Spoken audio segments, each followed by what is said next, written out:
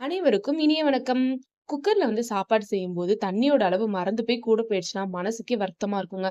அதுவும் பிரியாணி செய்யும்போதெல்லாம் அப்படி ஆயிடுச்சு. நம்ம பட்ட கஷ்டம் எல்லாம் வீணா போயிடும்.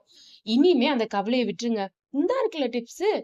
ஆமாங்க. நம்ம எப்போதும் என்ன பண்ணுவோம், 2 விசில் ஹை ஃப்ளேம்ல வச்சுட்டு, 10 நிமிஷம் சிம்ல வைப்போம்ல. அதுக்கு பதிலா நீங்க தண்ணியோட அளவு கொஞ்சம் கூட போயிடுச்சு அப்படின்னா, எந்த அளவுக்கு தண்ணி வத்துனா, 10 நிமிஷம் சிம்ல நீங்க வச்சிருந்தா கரெக்ட்டா இருக்கும் அப்படின்னு உங்களுக்கு தோணுதோ, அந்த அளவுக்கு தண்ணிய வத்த விட்டுருங்க. அந்த 2 விசில் ஹை ஃப்ளேம்ல வைக்கிற ஸ்டெப்ப அவாய்ட் பண்ணிடுங்க. அவ்வளோதான். தண்ணி நல்லா வத்துனதுக்கு அப்புறம் 10 நிமிஷம் நீங்க சிம்ல வச்சு எடுத்தீங்க அப்படின்னா, அடி பிடிக்கவும் பிடிக்காது.